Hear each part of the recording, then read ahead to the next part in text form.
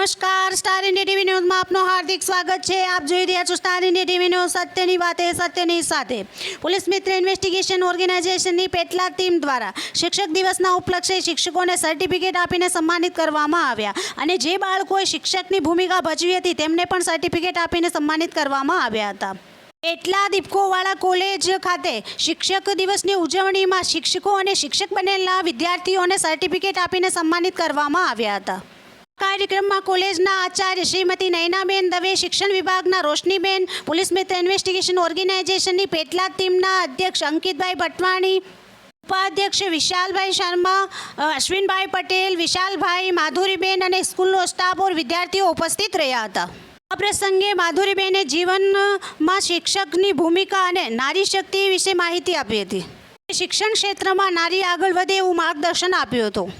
Star India TV news, Petlad reporter Ankit Bhatwani, જિલ્લા આણંદ।